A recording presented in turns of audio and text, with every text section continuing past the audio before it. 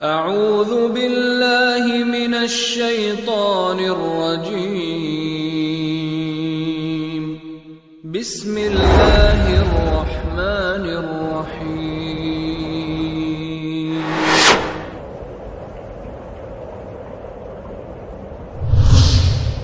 كنتم خير أمة أخرجت للناس تأمرون بالمعروف وتنهون عن المنكر وتؤمنون بالله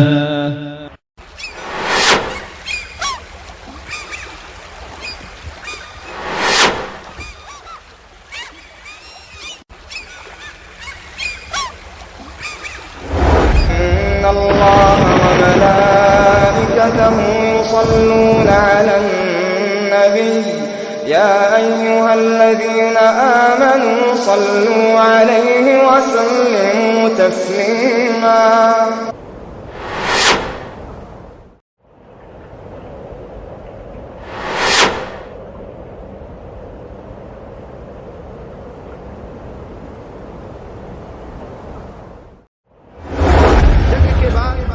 نبی کریم صلی اللہ علیہ وسلم نے جب مشاہدہ کیا تو آپ کو معلوم یہ ہوا کہ آپ کی مبارک جماعت کے 70 جانباز اس دنیا سے جا چکے۔ عورتوں کے آنے کا مقصد کئی ایک تھا۔ ایک تو اس خطرناک خبر اور پریشان کن خبر کو سن کر کے انہیں اپنے گھروں میں قرار نہیں آیا۔ سب سے زیادہ غم لوگوں کو کسی کا تھا تو نبی کریم صلی اللہ علیہ وسلم کی شہادت کا تھا۔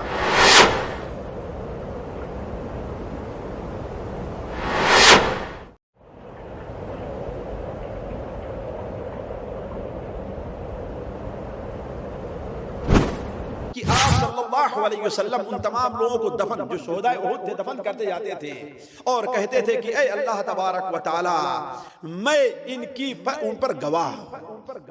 جیت اور ہار جو ہوتی ہے وہ دنیاوی قوت کی بنیاد پر نہیں ہوتی ہے۔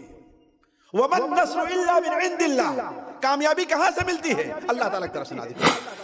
رحمت للعالمین کے حسن سیرت پر سلام، نخل احسان و عطا صبح شرافت پر سلام، نخل احسان و عطا صبح شرافت پر سلام، لہجہ لہجہ جس سے حاصل روح کو أَوَلَمَّا أَصَابَتْكُم مُّصِيبَةٌ قَدْ أَصَبْتُم مِّثْلَيْهَا قُلْتُمْ أَنَّىٰ هَٰذَا قُلْ هُوَ مِنْ عِندِ أَنفُسِكُمْ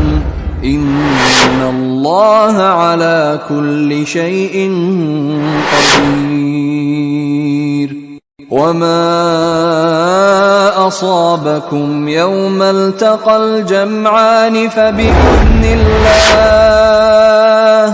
فَبِإِذْنِ اللَّهِ وَلِيَعْلَمَ الْمُؤْمِنِينَ۔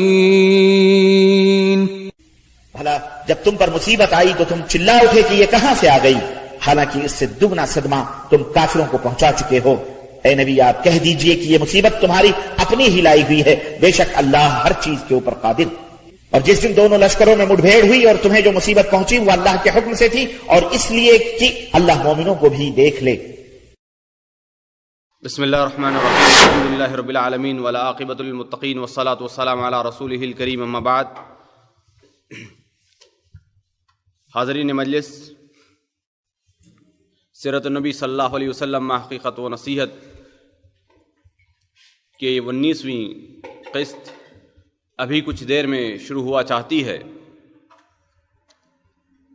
حاضرین، اس سے پہلے ہم نے جنگ بدر اور جنگ احد کا واقعہ تفصیل سے سنا تھا کہ سیرت النبی صلی اللہ علیہ وسلم کے باب سے جنگ بدر کے بعد شکست اور ہزیمت کے بعد کفار مکہ نے ایک اور جنگ کی تیاری شروع کر رکھی تھی، پورے ساز و سامان کے ساتھ، پورے ہتھیار کے ساتھ، پوری تیاری کے ساتھ جنگ احد کے لیے تیاری ہوتی ہے، جس کے اندر مختلف انداز میں تیاریاں ہوئی، گھوڑ سوار تیار کیے گئے، حتیٰ کہ خواتین کو بھی ابھارنے کے لیے تیار کیا گیا،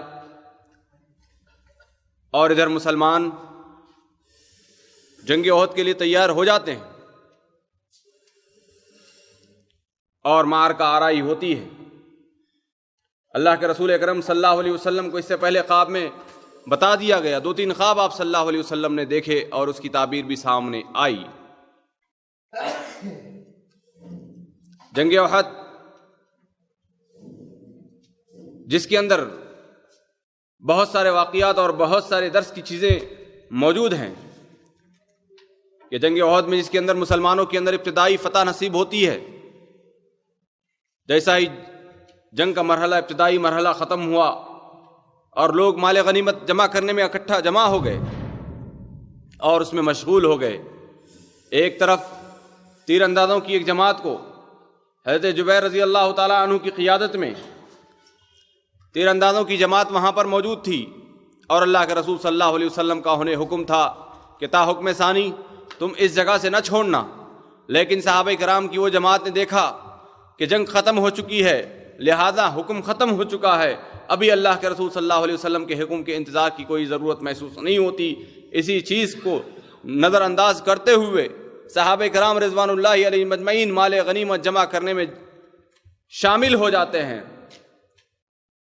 اور ان کے امیر انہیں منع کرتے رہے لیکن انہوں نے نہ سنا، جس کے نتیجے میں اس وقت تک جب تک خالد بن ولید ابھی مسلمان نہیں ہوئے تھے، انہوں نے دیکھا کہ مسلمانوں کا جو پیچھا حصہ ہے، مسلمانوں کی پیٹھ کی طرف کا حصہ مکمل طور پر خالی ہو چکا ہے، لہذا انہوں نے گھیرا کیا اور ہتھیاروں کے ساتھ، حملہ آوروں کے ساتھ، گھوڑ سواروں کے ساتھ مسلمانوں کے اوپر پیچھے سے حملہ کر دیا، اور مسلمانوں پر ایسے موقع پر حملہ کیا جس موقع پر مسلمان مال غنیمت جمع کرنے میں مشغول تھے، مسلمان بے ہوش تھے، مسلمان اس حملے سے بالکل ذہنی طور پر، جسمانی طور پر نہ واقف اور نہ تیار تھے۔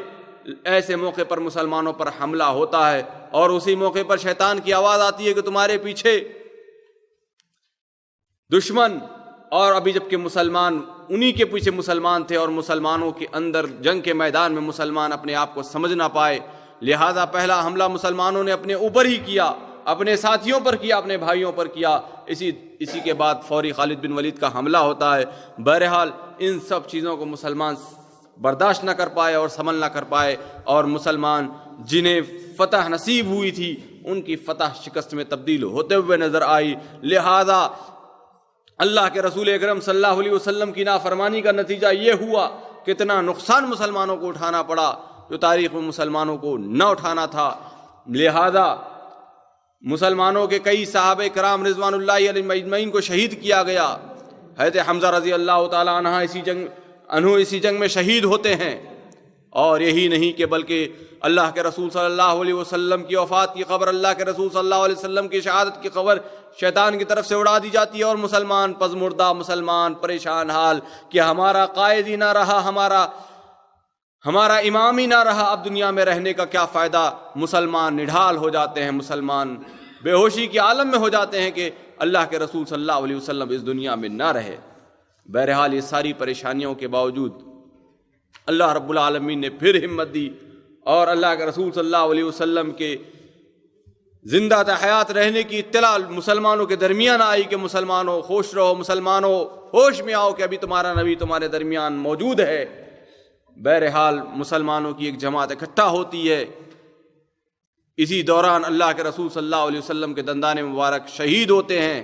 بہرحال یہ سارے واقعے کے بعد مسلمان اپنے آپ کو اور اپنے پیر جمانے میں کامیاب ہو جاتے ہیں، اور اس جنگ کے اندر ایک مسلمانوں کو پھر فتح نصیب ہوتی ہے۔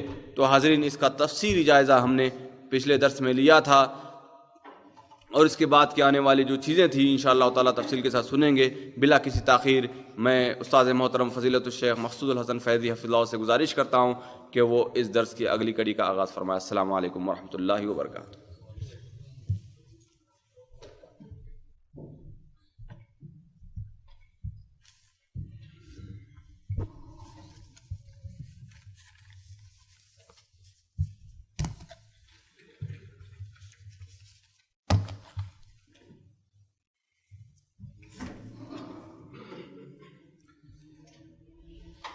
بسم الله الرحمن الرحيم الحمد لله رب العالمين الرحمن الرحيم مالك يوم الدين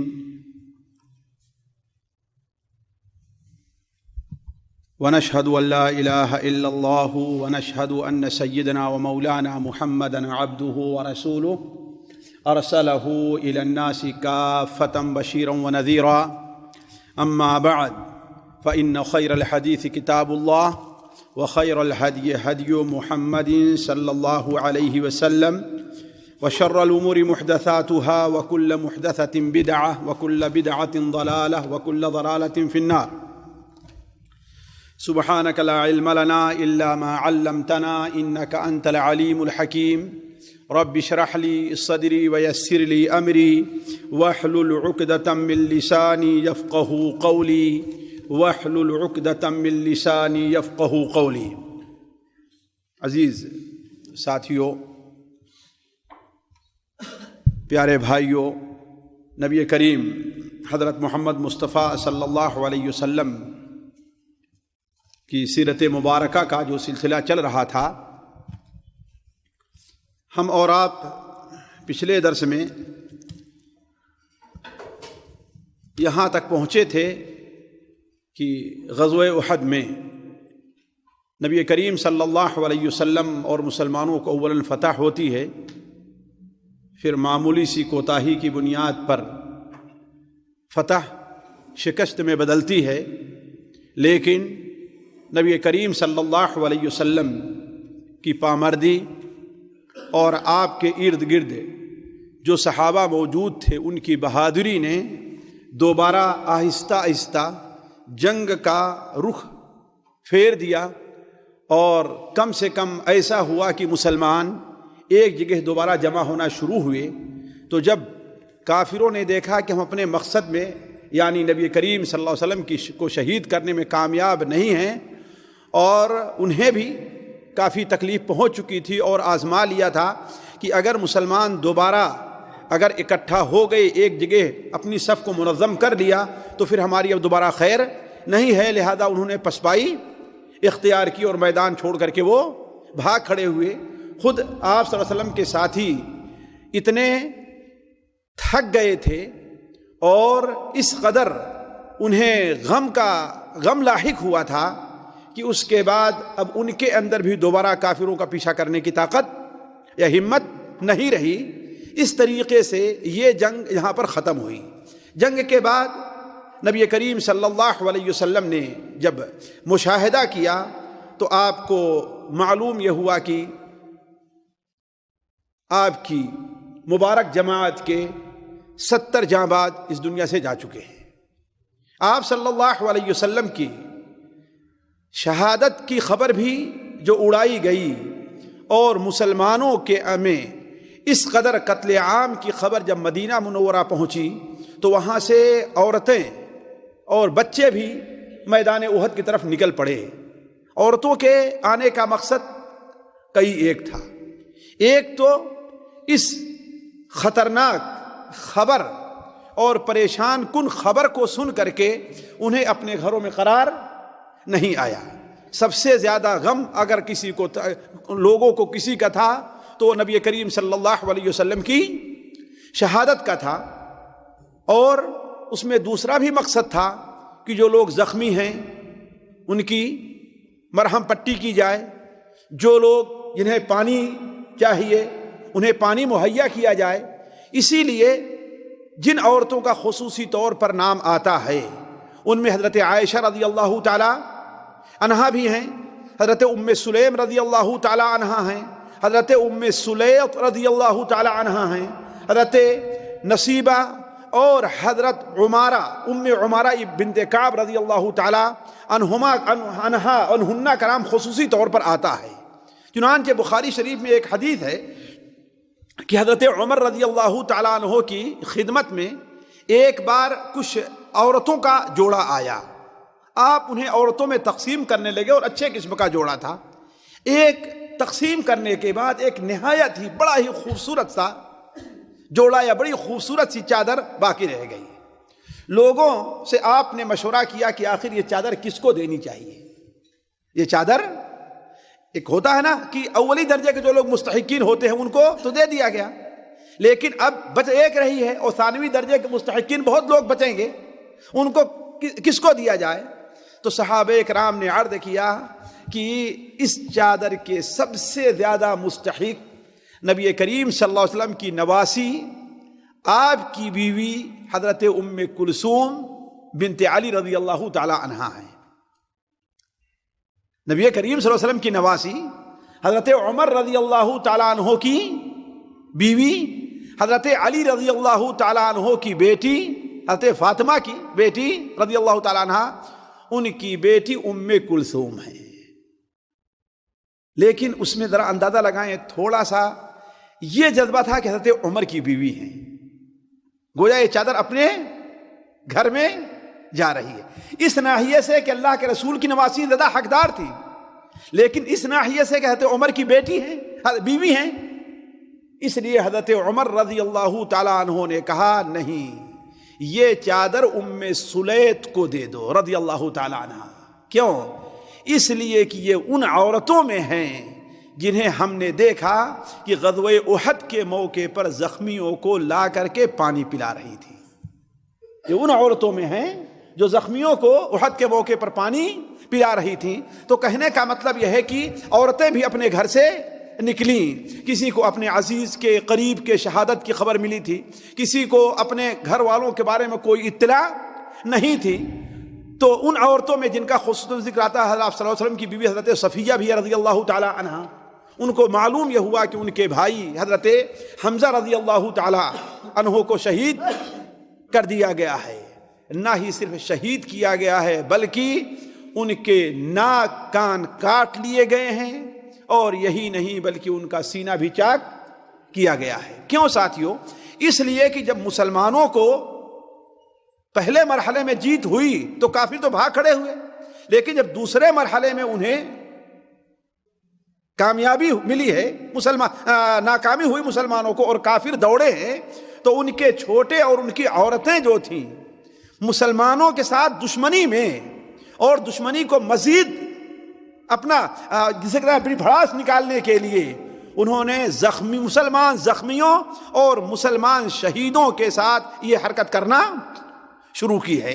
اسی لیے ابو سفیان جب واپس جانے لگا ہے تو اس نے کہا کہ لڑائی گویا کنویں میں ڈالی جانے والی ڈول ہے، ایک بار آپ ڈول ڈالتے ہیں اور دوبارہ ہم ڈالتے ہیں، گویا ایک بار آپ کو جیت اور ایک بار ہمیں جیت ہوئی۔ آپ کو جیت کہاں ہوئی تھی؟ بدر کے میدان میں، اور ہمیں جیت یہاں ہو رہی ہے۔ اور اس کے بعد ابو سفیان نے کہا ہاں، آپ اپنے مقتولین میں، شہیدوں میں کچھ لوگوں کے بارے میں ایسا پائیں گے کہ ان کے ناک کان کاٹ لیے گئے ہیں، ان کو مثلہ کر دیا گیا ہے، یعنی ان کے لاش کی حیت کو بگاڑ دیا گیا ہے۔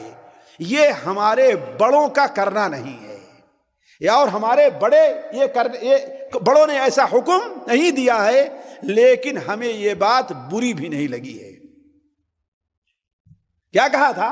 ہمارے بڑوں نے، سرداروں نے اس کا حکم نہیں دیا ہے، نہ یہ کرنے کے لیے انہوں نے کسی کو تیار کیا ہے، لیکن یہ بات بھی ہے کہ یہ چیز ہمیں بری نہیں لگی ہے۔ تو حضرت آپ صفیہ رضی اللہ تعالیٰ عنہ، آپ صلی اللہ علیہ وسلم کی نعوذ باللہ من ذالک، آپ کی پھوپھی ہیں حضرت زبیر کی والدہ صفیہ ہی ان کا نام ہے، ان کو معلوم یہ ہوا کہ ان کے بھائی کے ساتھ ایسا مسئلہ کر دیا گا، بھائی شہید ہو گئے ہیں، تو ان کے پاس کفن کے لیے جو 2 چادر تھی وہ لے کر کے آئی۔ تو آپ صلی اللہ علیہ وسلم نے حضرت زبیر سے کہا کہ دیکھو میری پھوپھی کو روکو، میرے چچا کی لاش کو نہ دیکھ پائے، اپنے بھائی کے لاش کو نہ دیکھیں، اس لیے کہ عورت ہے، برداشت نہیں کر پائے گی۔ تو حضرت زبیر آگے بڑھتے ہیں تو کہتے ہیں کہ ماشاءاللہ وہ پہلوان اور بڑی طاقت والی عورت تھی، میرے سینے پہ زور کا دھکا مارا، کہا کہ ہٹ میرے سامنے سے۔ لیکن جب حضرت زبیر نے کہا کہ اللہ کے رسول صلی اللہ علیہ وسلم کا فرمان ہے، حضرت زبیر نے کیا کہا کہ اللہ کے رسول صلی اللہ علیہ وسلم کا فرمان ہے، تو وہ وہیں پر اپنی جگہ پہ ٹھہر جاتی ہیں اور کہتی ہیں کہ مجھے میرے بھائی کی شہادت کی خبر ملی ہے، میرے بھائی کے لاش کے ساتھ کیا برتاؤ کیا ہے مجھے یہ بھی خبر ملی ہے، میں صبر سے کام لوں گی، میں صبر سے کام لوں گی۔ تو آپ صلی اللہ علیہ وسلم نے کہا کہ ٹھیک ہے، انہیں اجازت دے دو۔ چنانچہ وہ گئیں، اپنے بھائی کے لاش کے پاس کھڑی ہوئیں، تعریفی کلمات کہے، دعائیہ کلمات کہے، اور وہیں سے واپس آ گئیں اور 2 چادر نبی کریم صلی اللہ علیہ وسلم کو دیا کہ ان میں ہمارے بھائی کو کفن دے دیا جائے۔ لیکن انہی کے بغل میں ایک اور پہلوان، بڑا بہادر مسلمان، حضرت مصعب بن عمیر، جن کے ہاتھ میں مسلمانوں کا جھنڈا تھا، وہ بھی شہید ہوئے تھے۔ تو آپ صلی اللہ علیہ وسلم نے کہا کہ ایک چادر حضرت زبیر کو، حضرت حمزہ کو دیا جائے، اور دوسری چادر حضرت مصعب بن عمیر رضی اللہ تعالیٰ کو۔ خیر، تو بات یہ ہو رہی تھی کہ عورتیں وہاں سے نکل پڑی اپنے زخمیوں اور ان کی خبر گیری کے لیے۔ نبی کریم صلی اللہ علیہ وسلم جب دیکھے کہ کافر لوگ وہاں سے رخصت ہو گئے ہیں تو آپ زخمیوں کی خبر لینے کے بارے میں سوچنے لگے۔ آپ نے سب سے پہلے پوچھا کہ حمزہ کے بارے میں کوئی مجھے کچھ خبر دے گا، کہاں ہیں؟ تو آپ کے بارے میں بتایا گیا، آپ جائے ان کی لاش پر کھڑے ہوئے۔ اس کے بعد آپ نے ایک اور انصاری صحابی سعد ابن ربیع کے بارے میں کہا گیا کہ سعد ابن ربیع کے بارے میں کوئی مجھے بتائے گا کہ وہ کہاں ہیں؟ سعد ابن الربیع رضی اللہ تعالی عنہ، ایک صحابی شاید حضرت زید ہیں، وہ ان کو ڈھونڈنے نکلتے ہیں، ہر طرف سے آواز لگاتے ہیں تو کوئی آواز نہیں آتی کہ سعد ابن ربیع کہاں ہے۔ لیکن کسی نے کہا تھا کہ اگر وہ بے ہوش بھی ہوں گے اور نبی کریم صلی اللہ علیہ وسلم کا نام ان کے لاش کے پاس کھڑے ہو کر کے لوگے تو وہ جواب دیں گے۔ ساتھیو، یہ محبت تھی، یہ شرعی محبت تھی نبی کریم صلی اللہ علیہ وسلم کی۔ چنانچہ ہوا ہی ایسے کہ وہ صحابی حضرت زید ابن ثابت رضی اللہ تعالیٰ عنہ جب ان کی لاش کے قریب پہنچتے ہیں تو ان کی زندگی کے آخری لمحات تھے۔ انہوں نے کہا کہ سعد ابن ربیع، اللہ کے رسول صلی اللہ علیہ وسلم تمہیں سلام کہہ رہے ہیں، اللہ کے رسول صلی اللہ علیہ وسلم تمہیں سلام کہہ رہے ہیں۔ انہوں نے کہا وعلی رسول اللہ وعلیک السلام۔ کیا جواب دیا؟ ساتھیو، یہ صحابہ کرام کا ادب دیکھیے نبی کریم صلی اللہ علیہ وسلم کے ساتھ۔ ہم تو آپ کے احکام جو ہیں فرامین ہیں اس کا بھی ادب نہیں بجا لاتے۔ آپ کے کتنے احکام ہیں، اٹھنے سے متعلق، بیٹھنے سے متعلق، کھانے سے متعلق، پینے سے متعلق، لباس سے متعلق، شکل و صورت سے متعلق، ان تمام احکام کو ہم چھوڑے ہوئے۔ لیکن صحابہ کرام کی محبت دیکھیے، حالانکہ سنت کا طریقہ یہ ہے کہ اگر کوئی آدمی کسی کا سلام لے کر کے آ رہا ہے تو آپ پہلے اسے کہیں علیکہ وعلیہ السلام۔ سنت کا طریقہ کیا ہے؟ کہا جائے علیکہ وعلیہ السلام۔ لیکن صحابی کو یہ گوارا نہیں رہا کہ نبی کریم صلی اللہ علیہ وسلم کے نام سے پہلے کسی کا نام لیا جائے۔ انہوں نے کیا کہا؟ علی رسول اللہ وعلیہ السلام۔ یہ نہیں کہا کہ علیکہ وعلی رسول اللہ السلام، کیا کہا؟ علی رسول اللہ وعلیہ السلام، اللہ کے رسول صلی اللہ علیہ وسلم پر اور تم پر سلامتی ہو۔ اور کہا کہ اللہ کے رسول صلی اللہ علیہ وسلم نے سوال کیا ہے، پوچھا ہے کہ آپ کی کیا حالت ہے؟ تو کہا کہہ دینا کہ اے اللہ کے رسول صلی اللہ علیہ وسلم، مجھے اب جنت کی خوشبو آ رہی ہے، مجھے جنت کی خوشبو محسوس ہو رہی ہے۔ اور وہیں سے پورے انصار کو ایک پیغام پہنچایا کہ اے انصار کے لوگوں، اگر تم میں سے ایک آدمی کی بھی کے اندر صرف اتنی طاقت ہے کہ اس کی پلک جھپک رہی ہے، کسی ایک آدمی کے اندر اتنی طاقت ہے، تلوار اٹھانے کی نہیں، ہتھوار اٹھانے، چلنے پھرنے کی نہیں، اگر تم میں سے کسی ایک فرد کے اندر اتنی بھی طاقت باقی رہ گئی ہے کہ جتنے میں اس کی پلک جھپکتی ہے، اور اس کے باوجود اللہ کے رسول صلی اللہ علیہ وسلم کو اگر کانٹا چبھ جائے، کوئی تکلیف پہنچ جائے، تو اللہ کے نزدیک کوئی تمہارا عذر باقی نہیں رہے گا۔ یہ کرنا تھا کہ اسی الفاظ پر ان کی روح پرواز کر گئی۔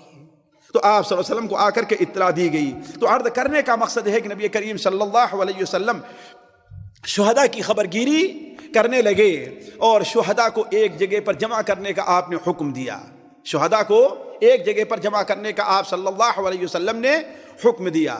اور چونکہ مسلمانوں کو سخت غم اور سخت تکان لاحق تھی، سخت غم لاحق تھا، اس لیے کہ ظاہر بات آپ کے گھر کے اندر اگر ایک میت ہو جائے، دو ہو جائے، تو آپ کے اوپر کیا گزرے گی. یہ جائے کہ مسلمان اپنے 70 بہادروں کو، جس میں حضرت حمزہ، حضرت مصعب، حضرت انس بن النضر، حضرت سعد بن ربیع جیسے لوگ شریک تھے، کہ وہ تفصیل میں آپ کے سامنے نہیں رکھ سکتا، ورنہ غزوہ احد مستقل ایک کئی درس چاہتا ہے. اگر وہ تفصیل میں جانا چاہوں تو موضوع یہیں پر رہ جائے گا. یہ سارے لوگ شہید ہو چکے تھے، تو مسلمانوں کو کتنا غم رہا ہوگا. ایک غم تو یہ، اور دوسرے کافروں کو ہٹانے کے لیے، اپنی طرف سے دفاع کرنے کے لیے گھنٹوں مسلمانوں نے تکلیف اور پریشانیاں برداشت اٹھائی تھی. اب اتنی ہمت باقی نہیں رہ گئی تھی کہ 70 قبریں کھودی جائیں. اب اتنی ہمت مسلمانوں میں نہیں رہ گئی تھی کہ 70 قبریں کھودی جائیں. نبی کریم صلی اللہ علیہ وسلم سے اس کا ذکر ہوا تو آپ صلی اللہ علیہ وسلم نے کہا کہ ایسا کرو کہ 2 مسلمان کو 3 مسلمان کے لیے ایک ہی قبر کھودو اور اسے تھوڑا سا کشادہ کرو اور اسی میں سب کو دفن کر دو. اور کفن کا بھی بہت بڑا مسئلہ تھا. ہر مسلمان کے لیے کفن میسر نہیں تھا، بلکہ حضرت مصعب بن عمیر رضی اللہ تعالیٰ عنہ کے بارے میں آتا ہے کہ یہ مکہ کے مالدار لوگوں میں تھے، مکہ کے مالدار لوگوں میں تھے. لیکن جب انہیں دفن کیا جانے لگا ہے تو جس چادر میں، نئی چادر وہ بھی نہیں تھی ساتھیوں، جس چادر میں انہیں دفن کیا جانے لگا ہے، اگر چادر سے سر ڈھکا جاتا تھا تو پیر کھل جاتا تھا، پیر ڈھکا جاتا تھا تو سر کھل جاتا تھا.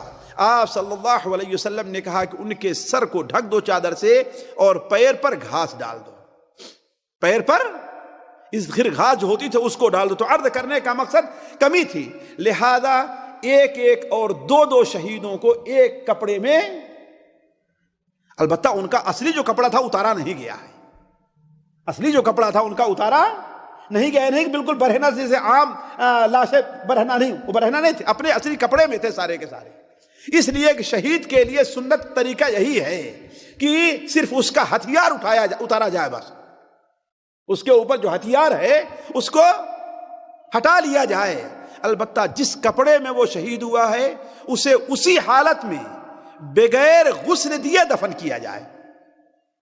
پورے 70 صحابہ میں ایک صحابی تھے جنہیں غسل دیا گیا ہے، وہ حضرت حنظلہ رضی اللہ تعالی عنہ تھے، جن کا ذکر اس سے پہلے آ چکا ہے کہ وہ اپنی بیوی کے پاس تھے. اسی میں شور ہوا کہ اب میدان گرم ہے تو وہ پہنچے اور وہاں پر شہید ہو گئے. چونکہ آپ صلی اللہ علیہ وسلم چاروں طرف ڈھونڈ رہے تھے کہاں ہے فلاں، کہاں ہے فلاں، کہاں ہے فلاں، کہاں ہے. تو ان کو ڈھونڈنے کے لیے آپ نے لوگوں کو بھیجا تو ان کی لاش نہیں مل رہی ہے. تھوڑی دیر پتا چلا کہ ایک لاش وہ پہاڑ کے ایک ٹیلا ہے وہاں پر پڑی ہوئی ہے. آپ صلی اللہ علیہ وسلم وہاں پر تشریف لے گئے اور دیکھا تو ابھی ابھی ان کے جسم سے پانی ٹپک رہا تھا. آپ نے کہا تمہارے بھائی کو فرشتوں نے غسل دیا ہے، تمہارے بھائی کو فرشتوں نے غسل دیا ہے. تو عام مسلمان جو تھے، شہید جو ہوتا ہے اسے اسی کپڑے میں دفن کیا جاتا ہے، اسے غسل بھی نہیں دیا جاتا، اس لیے تاکہ اللہ تعالیٰ کے سامنے حاضر ہو تو وہ خون جو اللہ تعالیٰ کے لیے اس نے بہایا ہے وہ خون بھی اسی حالت میں اس کے کپڑے پائے جائیں. تو عرض کرنے کا مقصد یہ ہے کہ نبی کریم صلی اللہ علیہ وسلم نے مسلمانوں سے کہا کہ ایسا ہے کہ ایک ہی کپڑے میں 2 3 کو اور ایک ہی قبر میں 2 3 مسلمانوں کو دفن کر دیا جائے. آپ صلی اللہ علیہ وسلم نے ان میں سے کسی کی نماز جنازہ نہیں پڑھی، کسی کی نماز جنازہ نہیں پڑھی. کسی شہید کے اندر سنت یہ ہے کہ اس کی نماز جنازہ پڑھنا واجب نہیں ہے، البتہ پڑھا جا سکتا ہے. اسی لیے آپ صلی اللہ علیہ وسلم اپنی وفات سے تقریباً صرف 8 دن پہلے، ساتھی کتنا 8 دن پہلے آپ صلی اللہ علیہ وسلم احد کے میدان میں تشریف لے گئے اور وہاں ان کے جنازے کی نماز پڑھی ہے. اور بعض روایات کے مطابق آپ گئے ان کی زیارت کیا، دعائیں کی ان کے لیے، اس لیے کہ آپ کو غزوہ احد بہت یاد آیا کرتے تھے. غزوہ احد کے شہداء آپ کو بہت یاد آتے تھے، بلکہ آپ تمنا کرتے تھے کہ کاش کے انہی کے ساتھ اسی وادی میں بھی دفن ہوتا. یہ تمنا کیا کرتے تھے. تو اپنی وفات صرف 8 دن پہلے آپ ان کی زیارت کے لیے گئے، سلام کیا، ان کے لیے دعا کی، اور واپس آ کر کے مسجد نبوی میں آپ صلی اللہ علیہ وسلم نے ان کے جنازے کی نماز پڑھائی.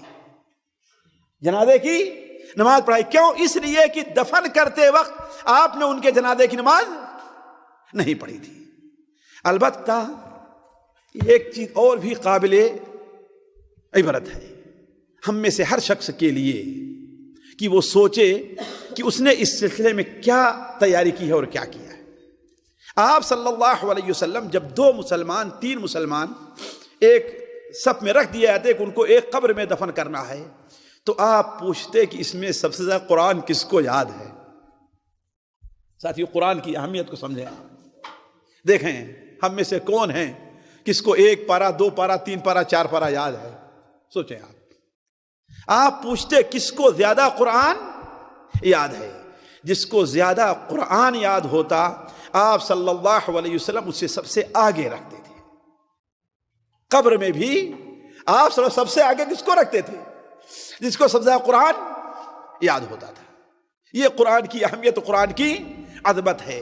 تو عرض کرنے کا مقصد کہ آپ صلی اللہ علیہ وسلم اس طریقے سے شہداء کی تدفین سے فارغ ہو کر کے، شام کے آخری وقت تھا کہ آپ واپس آ رہے تھے، راستے میں حضرت سعد بن معاذ رضی اللہ تعالی عنہ ملے اور کہا اے اللہ کے رسول صلی اللہ علیہ وسلم، میری والدہ نے جب سنا ہے تو پریشان ہو کر کے باہر نکلی ہیں اور آپ سے ملاقات کرنا چاہتی ہیں، آپ سے ملاقات کرنا چاہتی ہیں.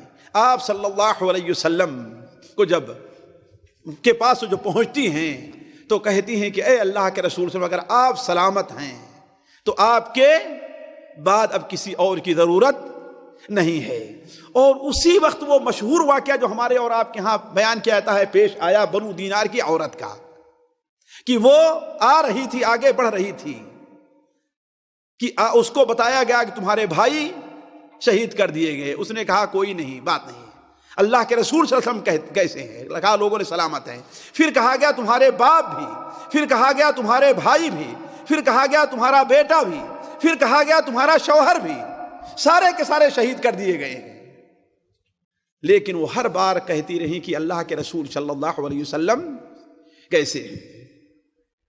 تو جب لوگوں نے کہا کہ اللہ کے رسول سلامت ہیں تو انہوں نے کہا کہ بس مجھے دکھا دیا جائے کہ وہ کہاں ہیں. جب آپ کو دیکھا تو عربی کا وہ بڑا مشہور مقولہ ہے کہ کل مصیبت بعدک جلل یا رسول اللہ، اے اللہ کے رسول صلی اللہ علیہ وسلم، آپ کے بعد ساری مصیبتیں کیا ہیں؟ ہلکی ہیں. اسی واقعے کو شبلی نعمانی رحمہ اللہ ایک لمبی نظم میں کہا ہے جس کا آخری شعر ہے وہ یہ ہے کہ میں بھی اور باپ بھی شوہر بھی برادر بھی فدا، میں بھی اور باپ بھی شوہر بھی برادر بھی فدا، اے شہیدی تیرے ہوتے ہوئے کیا چیز ہیں ہم.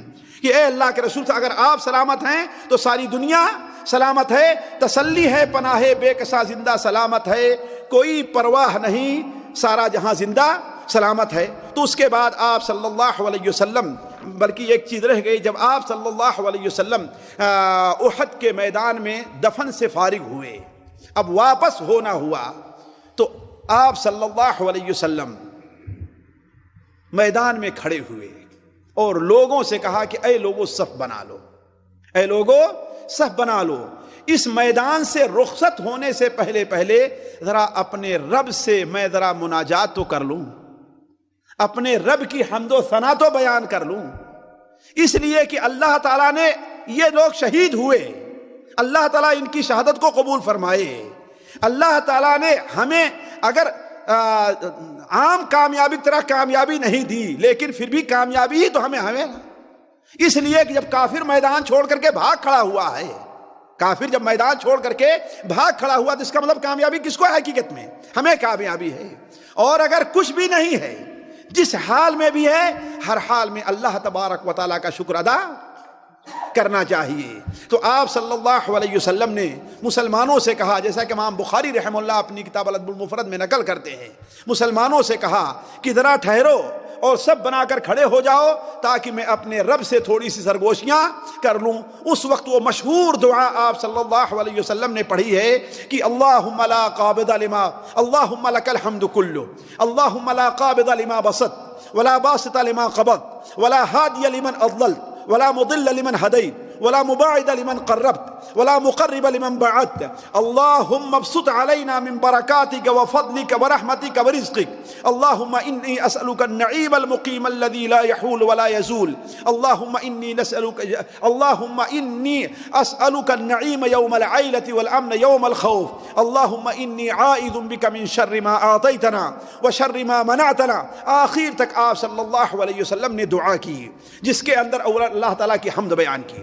اس کے بعد آپ صلی اللہ علیہ وسلم نے حمد کے بعد کہا کہ اے اللہ تعالیٰ، جس کو تو ہدایت دینا چاہے اسے کوئی گمراہ نہیں کر سکتا، جسے تو اپنے قریب کرنا چاہے اسے کوئی دور نہیں کر سکتا، جسے تو اپنے سے دور کر دے اسے کوئی اپنے سے آپ کے قریب نہیں کر سکتا، آپ جسے بھٹکا دیں اسے کوئی صحیح راستے پر لا نہیں سکتا۔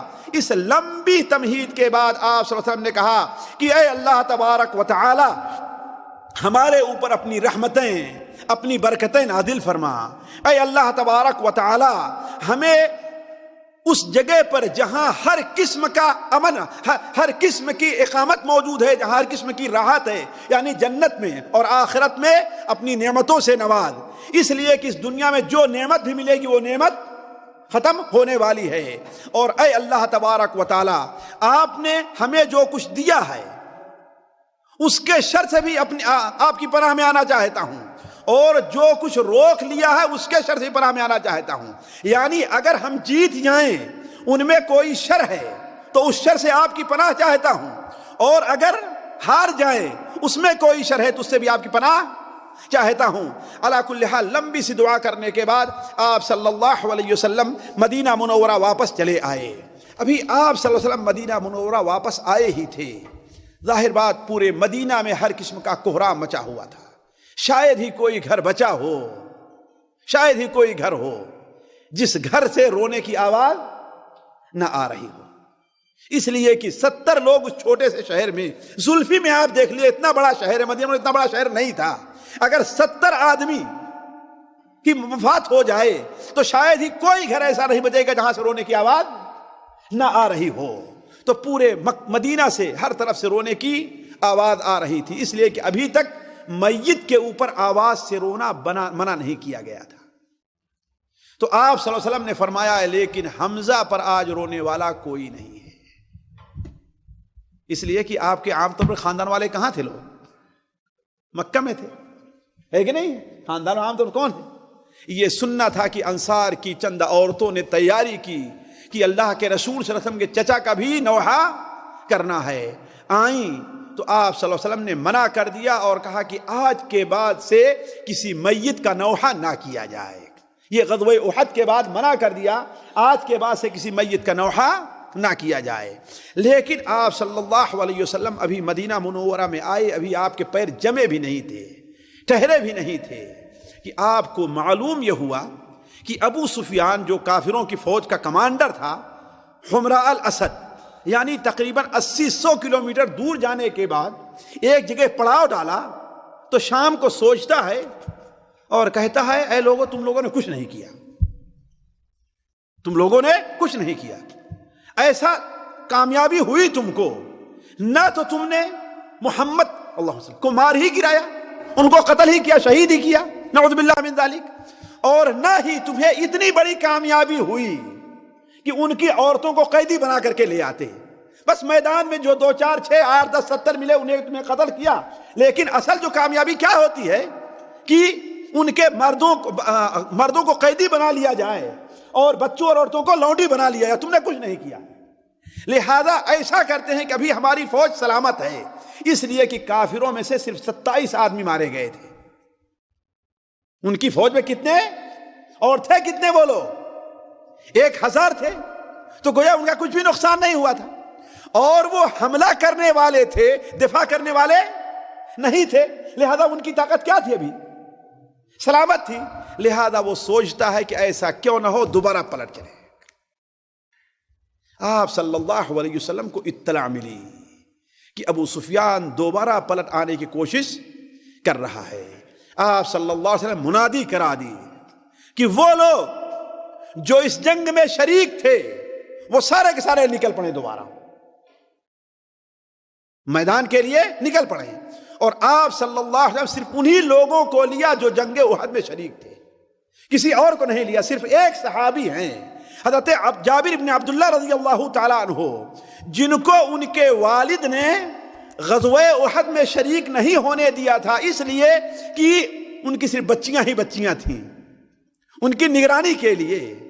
اسی لیے حضرت جابر بن عبداللہ اور یہ لوگ، ان کے والد عبداللہ ابن حرام تھے، عبداللہ ابن حرام تھے، یہ بھی غزوہ احد میں شہید ہوئے ہیں۔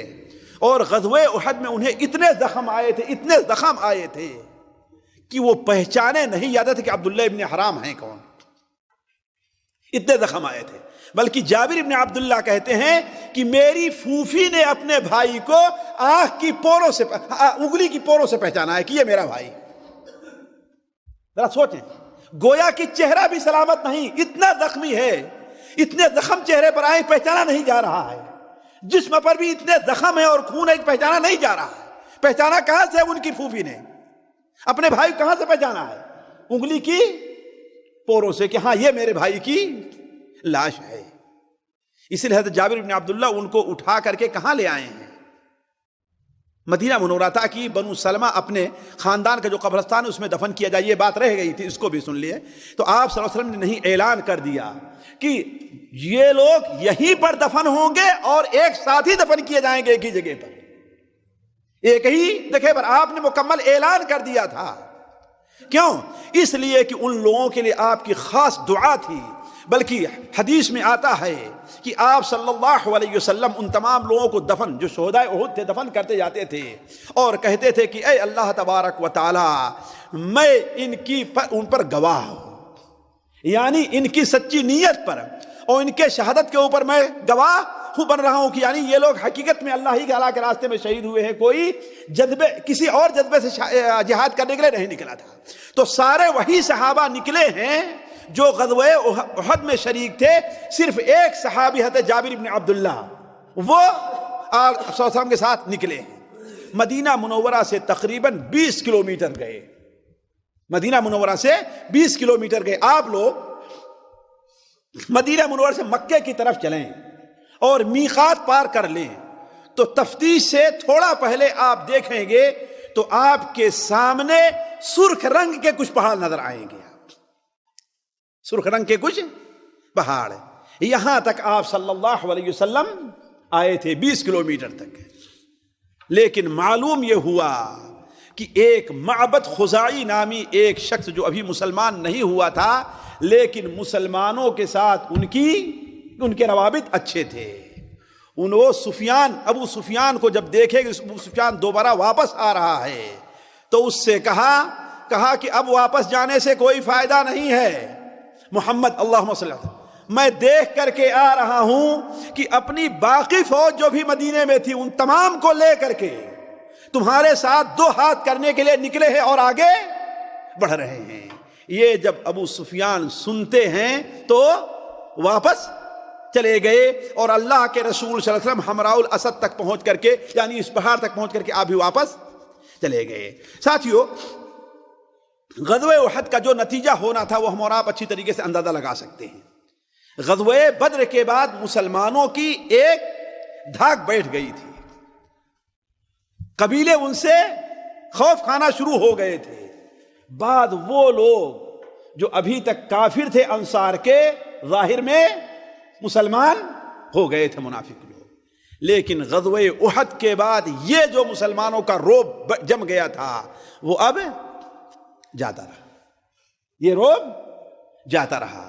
لہذا مسلمانوں کو پھر وہ 3 قسم کے مسائل کا سامنا کرا، 3 لوگوں سے نپٹنا پڑا۔ ایک تو وہ جو پہلے کافر تھے مسلمان ہو گئے تھے، یعنی منافقین، وہ لوگ، دوسرے یہود، اور تیسرے بدوی قبائل. اس لیے قریش سے تو مقابلہ ہوا تھا، وہ گئے ہی تھے، وہ تو چوتھے دن ان کے نوا تینوں ان کا تھا. اب یہ تینوں دوبارہ سر اٹھا لیے. یہود اور منافقین مسلمانوں کو عار دلانے لگے اور ان کے بارے میں کہنے لگے کہ یہ دیکھو بڑے بہادر بن کے نکلے ہیں. ہم تو کہہ رہے تھے کہ یہیں رہ کر کے لڑو مدینہ میں، لیکن بات نہیں مانی ہماری، باہر نکل کر کے گئے. آخر کیا پایا؟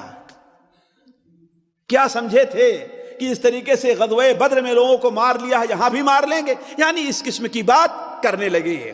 ساتھیوں، یہ موقع نہیں ہے کہ میں آپ کے سامنے یہ بات رکھوں کہ قرآن نے اس کا کیا جواب دیا ہے. سورہ آل عمران میں تقریباً 52 آیتیں اس پر تبصرہ کرتے ہوئے نقل کیا ہے، جس میں کئی باتیں نقل کی ہیں.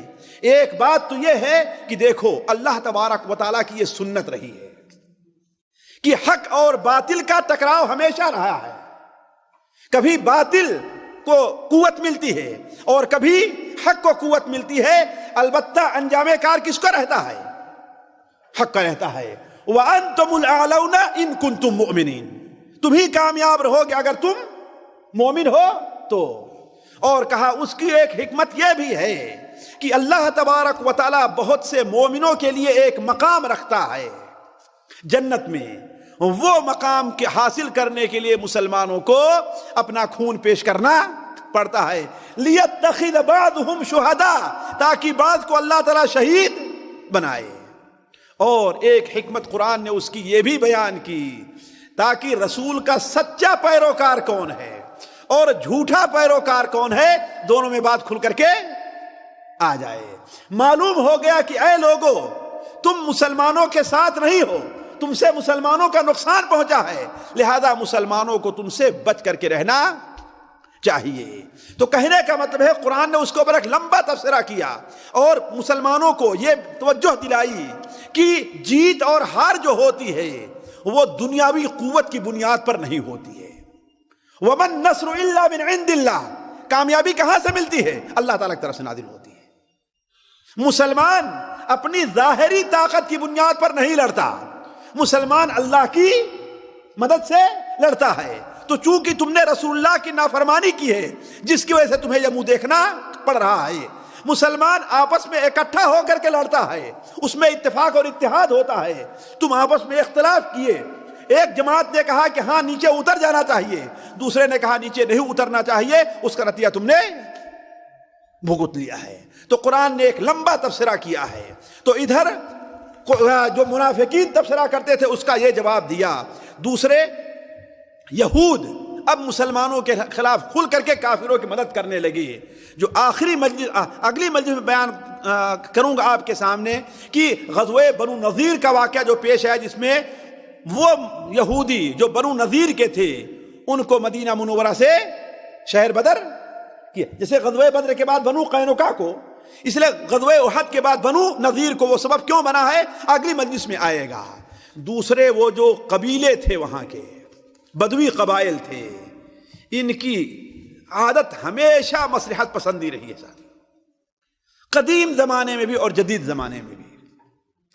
یہ موجودہ جو حکومت قائم ہے، اگر یہ حکومت جب سے شروع ہوئی ہے، شیخ محمد عبد الوہاب رحمہ اللہ نے جب یہ دعوت شروع کی ہے، تو اس دعوت کو بھی جہاں کبھی کمزوری لاحق ہوئی ہے، جانتے ہیں یہ سعودی حکومت جو قائم ہو تیسری بار بگڑ کر کے قائم ہوئی ہے، تیسری بار قائم ہے.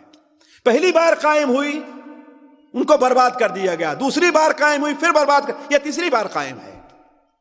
اور ہر بار اگر آپ اس کی سیرت پڑھیں تو اس میں جو بدوی قبائل ہیں ان کی مصلحت پسندی کا بہت بڑا دخل ہے. انہیں جو زیادہ دینے کے لیے تیار ہوا اس کے ساتھ ہو لیے، دیکھیں کون زیادہ طاقتور ہے اس کے ساتھ ہو لیے.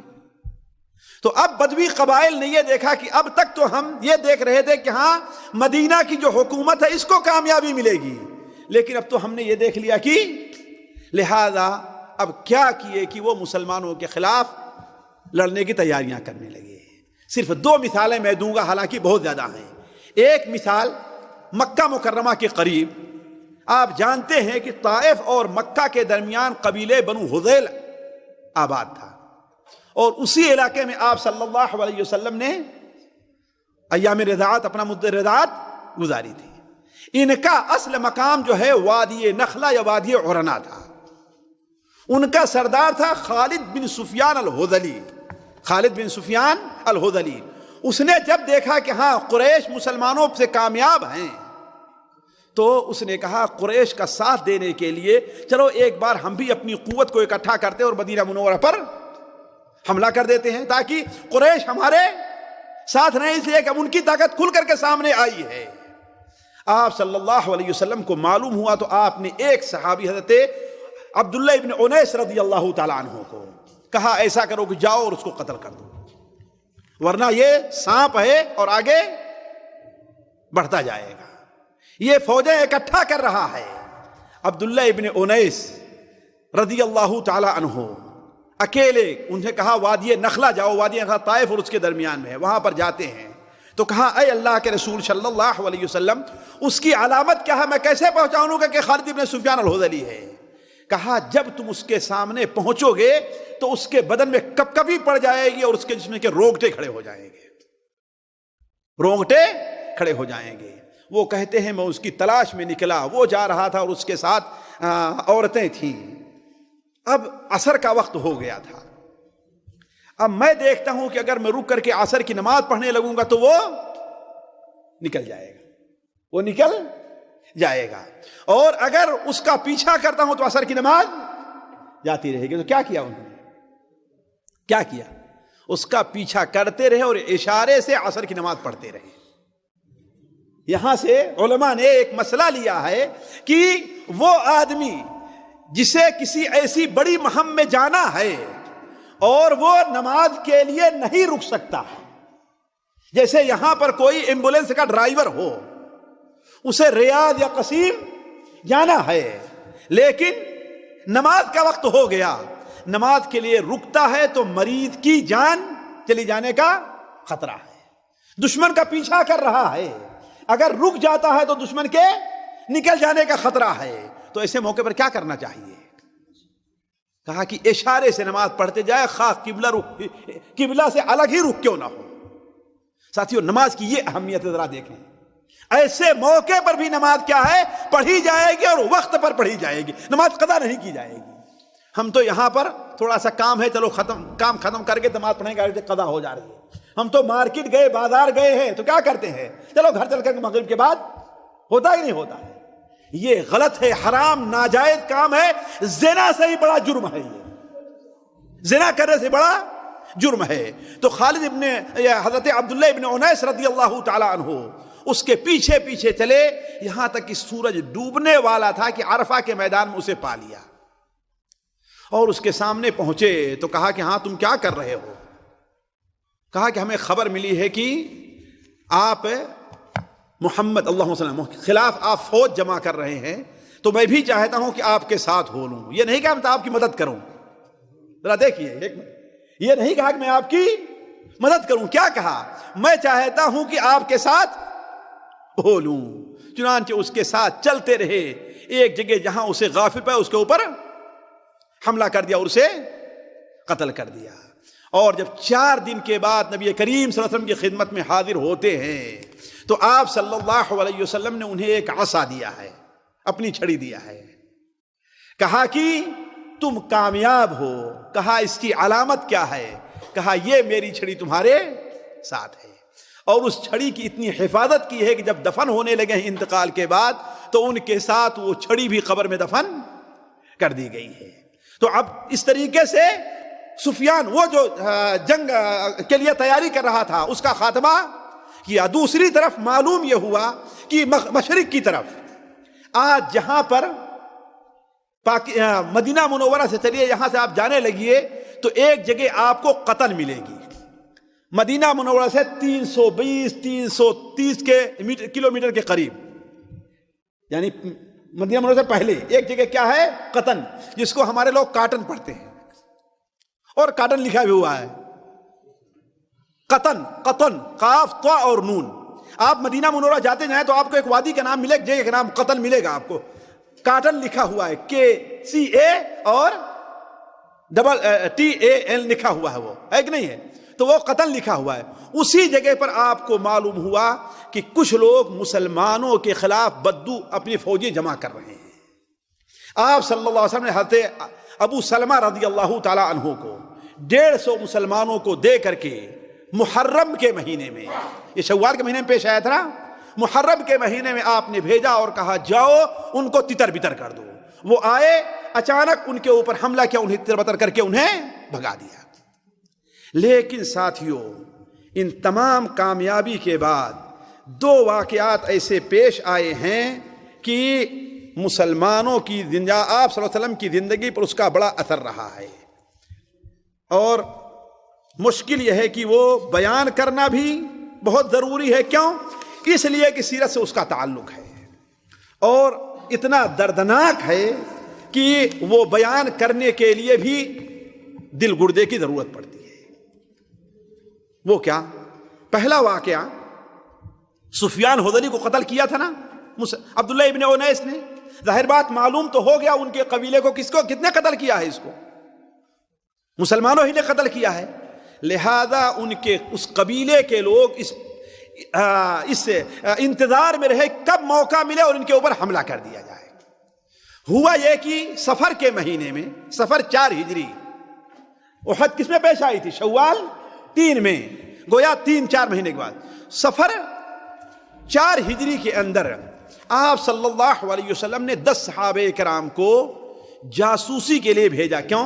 آپ صلی اللہ علیہ وسلم کفار مشرکین کا جو تجارتی شاہراہ تھی اس کے اوپر آپ گشتی دستے بیٹھایا کرتے تھے، اور بعض روایات میں ہے کہ لوگ آ کر کے آپ صلی اللہ علیہ وسلم سے پاس کہا کہ ہمارے دین سکھانے کے لیے آپ کسی کو بھیج دیجئے.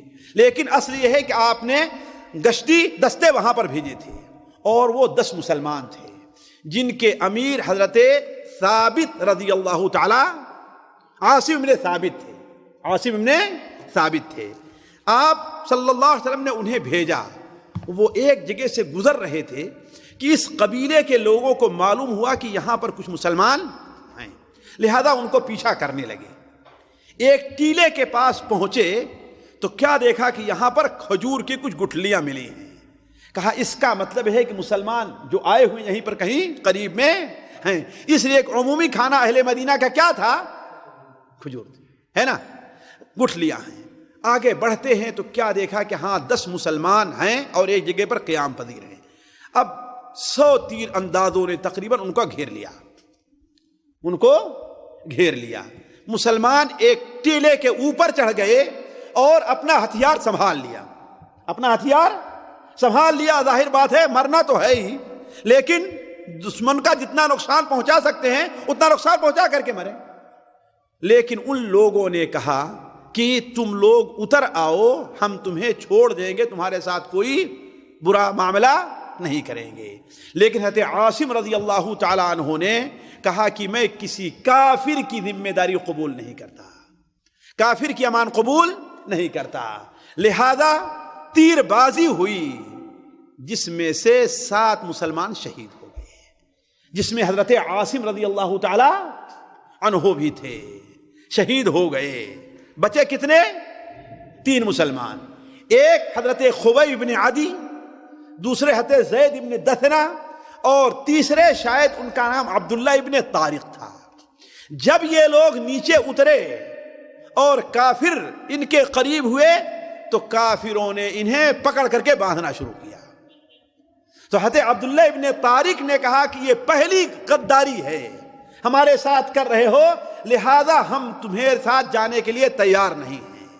کافر انہیں زبردستی، یہ بنو حذیل کے جو لوگ تھے رعل اور زکوان، زبردستی انہیں گھسیٹنا چاہے لیکن وہ جانے کے لیے تیار نہیں ہو تو انہیں وہیں پر قتل کر دیا. بچے کون؟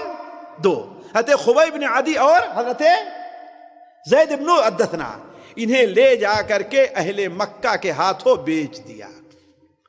کیوں؟ اس لیے کہ ان لوگوں نے چونکہ غزوہ بدر میں کافروں کو قتل کیا تھا، لہذا ان کے بدلے کے لیے. تو حضرت زید ابن الدثنہ کو صفوان ابن امیہ نے خریدا تھا. کیوں؟ اس لیے کہ امیہ اپنے باپ کے بدلے انہیں قتل کرے. اور خبیب ابن عدی کو ایک خاندان نے خریدا. اب ان دونوں کے بارے میں فیصلہ ہوا کہ انہیں سولی پر لٹکا دیا جائے، اور وہیں پر وہ مشہور واقعہ حضرت خویب بن عدی رضی اللہ تعالی عنہ کا ہے کہ وہ یہ جس عورت کے قید میں تھے، اس عورت سے شہادت معلوم ہوا کہ ہاں ان کو کل سولی پر لٹکایا جائے گا، تو اس سے استرا مانگا تھا. پورا قصہ آپ لوگوں نے سنا ہے. استرا مانگا. وہ عورت تھوڑی سی غافل ہوئی کہ اس کا بچہ کھیلتے کھیلتے کن کے پاس چلا گیا؟ حضرت خبیب رضی اللہ تعالی عنہ کے پاس. انہوں نے بچے کو اپنی ران پر بیٹھا لیا، جسے بچے کو پیار سے بیٹھاتے ہیں. اب وہ عورت بڑی پریشان ہو گئی کہ اس کو معلوم ہے کل اسے قتل کیا جائے گا، اور میرا بچہ اس کے گود میں ہے اور ہتھیار اس کے ہاتھ میں ہے، ایسا کہنے کو میرے بچے کو. وہ چیخ پڑی اور پریشان ہو گئی. حضرت خبیب نے کہا کیا تو سمجھتی ہے کہ میں اسے معصوم کو قتل کر دوں گا؟ نہیں، کبھی ایسا نہیں ہوگا، ایسا کبھی نہیں ہوگا. اسی لیے وہ عورت کہتی ہے کہ اتنا شریف قیدی ہم نے اپنی زندگی میں کبھی نہیں دیکھا تھا. کہا ہم نے انہیں انگور کھاتے ہوئے دیکھا جبکہ وہ نہ انگور کا موسم تھا اور نہ مکہ مکرمہ میں کوئی پھل موجود تھا. اس کا مطلب اللہ تعالیٰ انہیں انگور دیتا تھا. تو انہیں جب شہید کرنے کے لیے تنعیم لے جایا گیا.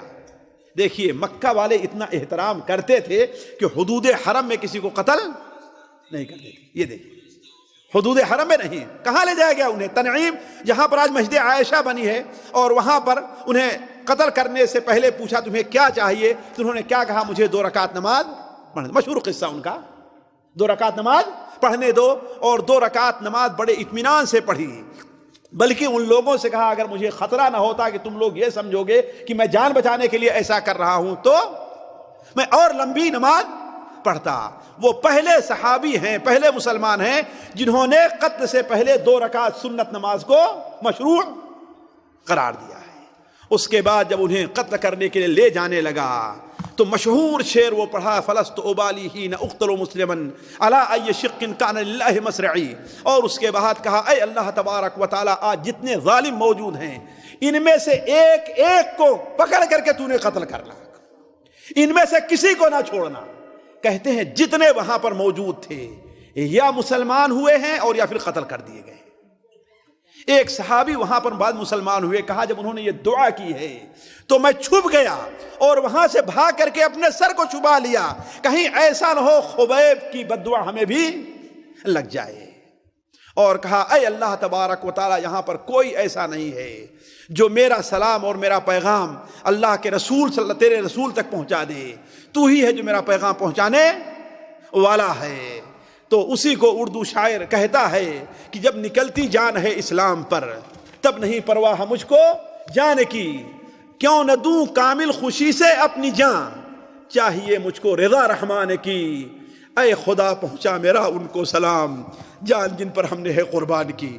اسی پر ان کو سولی دے دی گئی. دوسرے حضرت زید ابن دثنہ رضی اللہ تعالیٰ عنہ ہیں. جب انہیں سولی پر لٹکایا گیا، سولی پر لٹکے ہوئے ہیں، پھر ابو سفیان نے ان سے پوچھا کہ یہ بتاؤ کیا تمہیں یہ گوارا ہے کہ اس جگہ پر آج محمد لٹکتے ہوتے اور تم کہاں ہوتے؟ اپنے گھر میں ہوتے. کہا کہ بدبختو تم یہ کہہ رہے ہو، مجھے تو یہ بھی گوارا نہیں کہ میں اس پر لٹکتا رہوں اور محمد صلی اللہ علیہ وسلم کے پیر میں ایک کانٹا بھی چبھ جائے. یہ سب کچھ ہے گوارا، پر یہ دیکھا نہیں جا نہیں سکتا کہ نبی کے پائے اقدس میں کوئی کانٹا بھی چبھ جائے. تو یہ دردناک واقعہ آپ صلی اللہ علیہ وسلم کے اس زخم کو دوبارہ تازہ کر دیا جو زخم آپ کو غزوہ احد میں لگا ہوا تھا کہ 10 اچھے قسم کے اور بہادر قسم کے صحابی شہید کر دیے گئے. دوسرا واقعہ جو پیش آیا وہ بڑا لمبا ہے، لیکن اس کو اختصار کے ساتھ اس طریقے سے سن لیے کہ آپ صلی اللہ علیہ وسلم کے خلاف جو بدوی قبائل ہوئے تھے اس میں سے نجد کے قبائل بنو غطفان وغیرہ بھی تھے. ان میں کا ایک شخص طفیل ابن عامر، جسے ابو البرا ملاعب الاسنہ کہا کرتے تھے، یعنی نیزوں سے کھیلنے والا ابو البرا، یہ آپ کی خدمت میں تشریف لے آیا. یہ بھی سفر 4 ہجری کا واقعہ ہے. آپ کی خدمت میں تشریف لے آیا اور آپ سے نے اس کے اوپر دین کی دعوت پیش کی. اس نے انکار نہیں کیا اور نہ ہی قبول کیا. اس نے کہا ایسا کیجئے کہ آپ ہمارے علاقے میں اپنے داعیوں کو بھیجئے، قاریوں کو بھیجئے جو دعوت کا کام کرنے والے ہوں، وہ آئیں، اگر ہماری قوم سمجھ لیتی ہے اور میں اس کا ذمہ دار ہوں، اگر ہماری قوم سمجھ لیتی ہے اور دعوت کو قبول کر لیتی ہے تو کوئی حرجہ نہیں ہے۔ آپ صلی اللہ علیہ وسلم نے کہا کہ یہ تو بڑی بہترین بات ہے۔ چنانچہ آپ نے 70 حفاظ کو، قرآن کی تلاوت کرنے والوں کو، جو دل کے لحاظ سے نہایت نیک اور صالح تھے، دن بھر ان کا کام یہ تھا کہ جا کر کے لکڑیاں کاٹ کے لایا کرتے تھے، اسے بازار میں بیچتے تھے، اور اہل صفہ جو آپ صلی اللہ علیہ وسلم کی خدمت میں رہ کر کے دین سیکھا کرتے تھے، ان کا خرچ اس طریقے سے وہ چلایا کرتے تھے۔ تو ساتھیوں، دین کے سیکھنے کے لیے جو لوگ اپنے آپ کو وقف کر دیے ہوں، مدرسوں کی شکل میں ہیں، مسجدوں کی شکل میں ہیں، کسی بھی شکل میں ہیں، جنہوں نے اللہ کا دین سیکھنے کے لیے اپنے آپ کو وقف کر دیا ہے، ان کی خدمت بڑی اچھی خدمت ہے، ان کا خرچ چلانا بہت اچھا ہے۔ آج ساتھیوں، ہم اللہ سوچ لیں کہ جس طریقے سے ہم اپنے بچوں کا خرچ چلاتے ہیں کسی ایسے مدرسے میں جہاں غریب بچے پڑھ رہے ہوں، کیا ہم میں کا ہر آدمی ایک بچے کا خرچ نہیں چلا سکتا؟ چلا سکتا ہے نا؟ لیکن ہم اپنے بچوں پہ جائز ناجائز ہزاروں خرچ کر دیں گے، لیکن ان کے اوپر سینکڑوں خرچ کرنے کے لیے تیار نہیں ہوں گے۔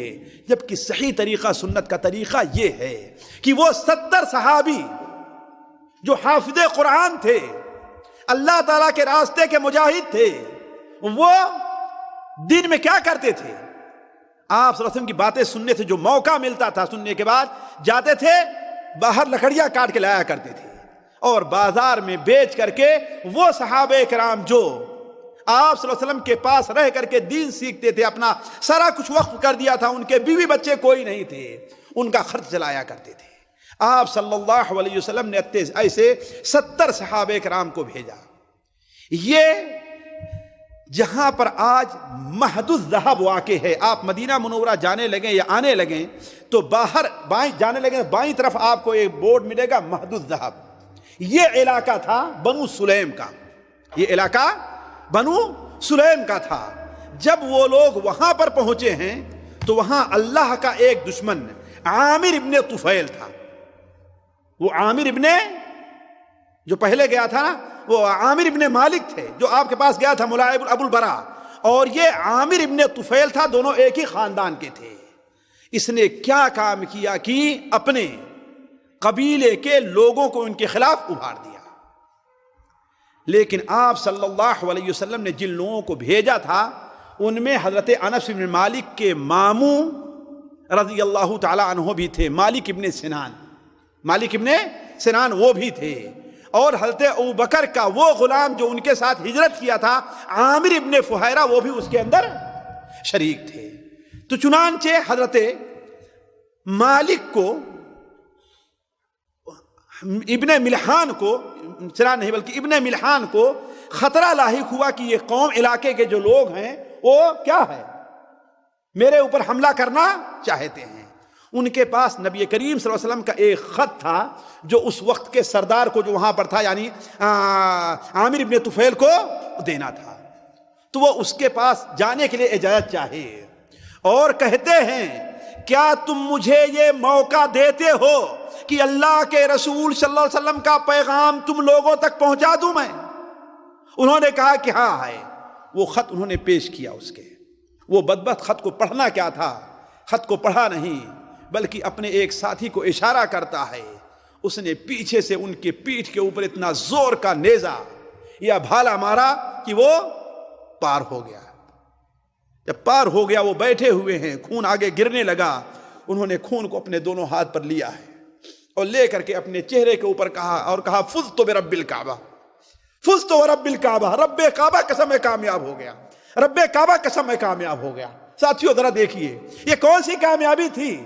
اس لیے کہ اللہ کے رسول سے پیغام پہنچانے میں کامیاب ہو گئے تھے۔ جان چلی گئی ہے، اس کی پرواہ نہیں ہے، لیکن اللہ کے رسول صلی اللہ علیہ وسلم کا پیغام جو پہنچانا تھا، اسی لیے کہا اتأمنون منوننی، کیا تم مجھے موقع دو گے کہ اللہ کے رسول کا پیغام تم لوگوں تک پہنچا دوں؟ اور جب خط قبول کر لیا اس نے، پھر اس کے اوپر حملہ کرتے ہیں، سمجھے کہ میری جان جا رہی ہے اب، لیکن کیا کہتے ہیں؟ فزت ورب الکعبہ، رب کعبہ قسم میں کامیاب ہو گیا۔ یہ کہنا تھا، کرنا تھا ان کو قتل کرنے کے بعد کہ عامر ابن طفیل نے اپنے ساتھیوں کو کہا کہ ان کے اوپر حملہ کر دو، لیکن بنو سلیم حملہ کرنے کے لیے تیار نہیں ہوئے۔ کیوں؟ اس لیے کہ ان کا امیر جو تھا عامر ابن مالک ابو البرا، جو آپ صلی اللہ علیہ وسلم سے وعدہ کر کے آیا تھا، کہا کہ نہیں، ہمارے امیر نے انہیں امان دیا ہے، ہم ان کے اوپر حملہ نہیں کریں گے۔ تو اس بدبخت نے، اللہ کے دشمن نے دوسرے قبیلے کو، عصیہ کو اور ذکوان کو، ان کو اکٹھا کیا اور کہا، بنو لحیان کو، اور کہا کہ ان کے اوپر حملہ کرو۔ چنانچہ ان 70 صحابی ایک جگہ پر جمع تھے اور سینکڑوں کی تعداد میں دشمنوں نے ان کے اوپر حملہ کر دیا۔ ان میں سے ایک صحابی بھی نہیں بچا، سارے کے سارے شہید ہو گئے۔ صرف ایک صحابی زخمی حالت میں اٹھا کر کے لائے گئے اور وہ غزوہ خندق تک زندہ رہے، اور دوسرے 2 صحابی جو اونٹ چرانے گئے تھے، ایک عمرو ابن امیہ الضمری رضی اللہ تعالیٰ عنہ، دوسرے ایک صحابی، وہ جب قریب پہنچتے ہیں تو کیا دیکھتے ہیں کہ میرے ساتھیوں کا یہ حشر ہوا ہے، میرے ساتھی 70 جو تھے وہ سارے کے سارے شہید کر دیے گئے ہیں۔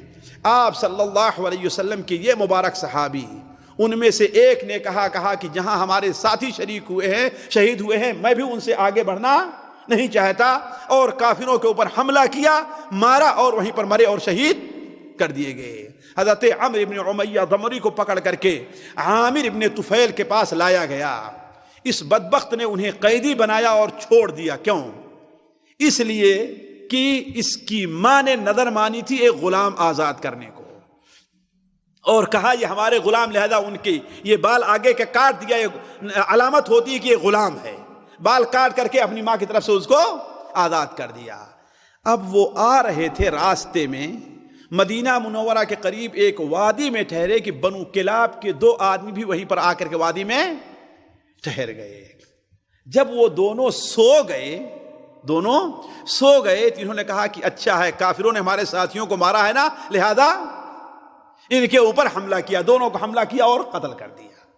حالانکہ یہ دونوں وہ تھے کافر، لیکن نبی کریم صلی اللہ علیہ وسلم کا عہد ان کے پاس تھا، انہیں معلوم نہیں تھا۔ جب وہ مدینہ منورہ آئے ہیں تو آپ نے کہا انہیں تم نے قتل کر دیا، حالانکہ انہیں ہم نے امان دیا تھا، لہذا ان کا خون بہا ادا کرنا چاہیے۔ اس خون بہا ادا کرنے کے لیے آپ نے جب مال جمع کرنا شروع کیا تو بنو نذیر جو یہود تھے، آپ ان کے پاس بھی گئے۔ کیوں؟ اس لیے کہ یہود اور مسلمانوں کا معاہدہ تھا کہ اگر کسی کا خون بہا ادا کرنا ہوا تو ہم سارے کے ساتھ ایک ساتھ شریک ہوں گے، لیکن یہودیوں نے وہاں آپ کو قتل کرنا چاہا ہے، اور یہی سبب بنا ہے غزوہ بنو نذیر کا ان کے اوپر حملہ کرنے کا۔ تو عرض کرنے کا مقصد کس طریقے سے سفر کے مہینے میں اللہ کے رسول صلی اللہ علیہ وسلم اپنے 70 سے زائد بلکہ 80 صحابہ جو اچھے قسم تھے انہیں، اور آپ کا دوبارہ وہ زخم جو غزوہ احد میں لگا تھا، دوبارہ کہاں 70 صحابہ غزوہ احد میں شہید ہوئے تھے، اور پھر 80 صحابہ۔ لہذا آپ صلی اللہ علیہ وسلم، بخاری شریف کی روایت ہے، نمازوں میں دعائے قنوت پڑھنا شروع کر دیا۔ یہاں سے ساتھیوں دعائے قنوت شروع ہوئی ہے جو آج کبھی کبھی پڑھی جاتی ہے۔ 1 مہینے تک آپ برابر کہتے رہے عصیہ عصت اللہ، عصیہ قبیلہ عصیہ نے اللہ اور اس کے رسول کی نافرمانی کی ہے۔ آپ 1 مہینے تک ان کے اوپر بد دعائیں کرتے رہے۔ پھر اس کے بعد اللہ تعالیٰ کی طرف سے حکم ہوا کہ اب آپ اس کو چھوڑ دیجئے۔ اس طریقے سے ساتھیوں ہمیں آپ کو دیکھنا چاہیے کہ اسلامی تاریخ کامیابی کی طرف ہے یا کامیابی کی نہیں، شہداء کے خون سے رنگین ہے۔ وہ کوئی بھی قوم کامیابی کی طرف نہیں بڑھ سکتی ہے جو اپنے بہادروں اور جوانوں کو خون نہ دینا چاہے، جو اپنے بہادروں اور جوانوں کو قربان نہ کرنا چاہے، کامیابی اسی میں ملتی ہے کہ جہاں پر خون اپنا بہایا جائے۔ کا شاعر کہتا ہے کہ جو شخص جینا چاہتا ہے وہ مرنے کے لیے کیا ہے؟ تیار ہو جائے۔ جسے جینا ہے مرنے کے لیے تیار ہو جائے، وہی قوم زندہ رہتی ہے جو مرنے کے لیے تیار رہتی ہے۔ آج ہمارے ہاں جبکہ مصلحت پسندی آ گئی، حکومتوں کے لحاظ سے ہے یا پبلک اس کے لحاظ سے ہے، اس کا نتیجہ ہم اور آپ بھگت رہے ہیں۔ خیر، اگلی مجلس ہماری اور آپ کی غزوہ بنو نذیر اور بنو خندق کی ہوگی۔ اللہ تبارک و تعالیٰ سے دعا ہے کہ اللہ تبارک و تعالیٰ ہمیں اور آپ کو نبی کریم صلی اللہ علیہ وسلم کی سیرت کے اوپر عمل کرنے اور اس کے مطابق اسے سیکھنے، اس سے محبت کرنے کی توفیق عطا فرمائے۔ ہمارے اور آپ کے دل میں نبی کریم صلی اللہ علیہ وسلم اور آپ کے صحابہ کی محبت ڈال دے۔ سبحانک اللہم و بحمدک، اشہد ان لا الہ الا انت، استغفرک و اتوب الیک۔